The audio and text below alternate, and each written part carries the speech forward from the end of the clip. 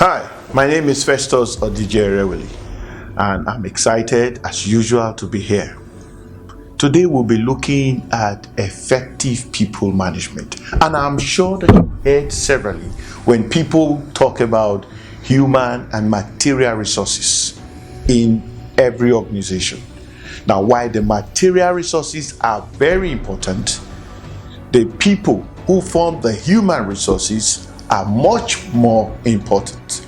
And managing people effectively will determine the level and height that the organization will go. And I do not take these lightly at all. When I was a regional manager in one of the commercial banks, people worked because of me. One day, a young man walked and said, "Boss, what are your figures doing? I hope they are fine now."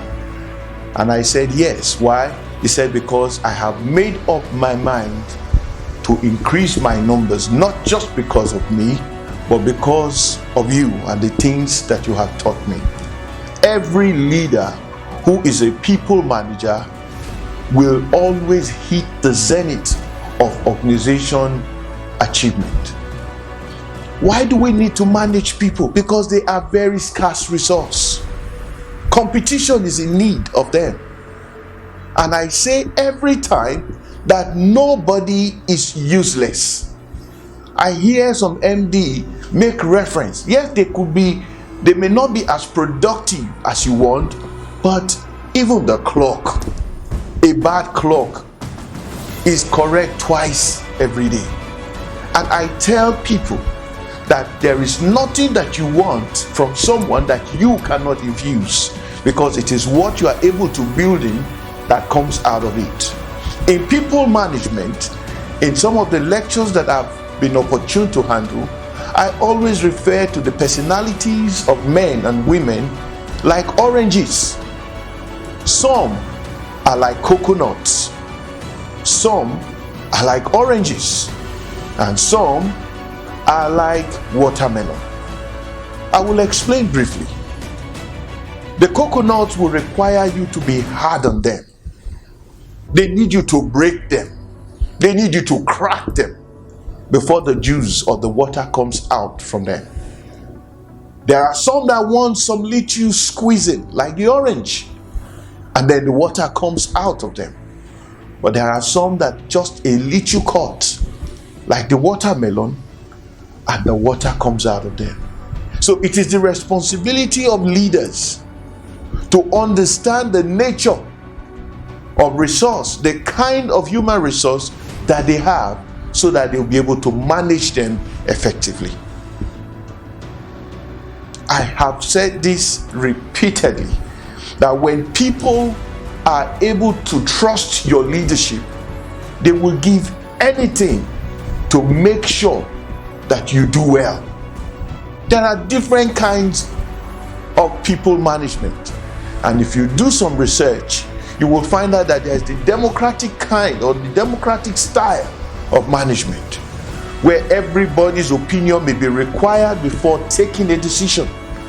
So the aspect of taking decision is the role of the MD, but making decision is everybody.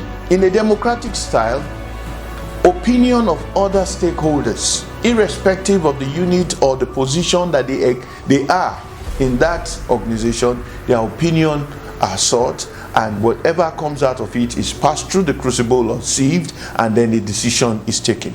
You have the coercive style, where people are coerced into a particular management style and they produce results. There is the affiliative style, there is the pace setting style, and there is the coaching style. The truth about it is that there is no one particular style of managing people. No, you will not say because you just entered an organization.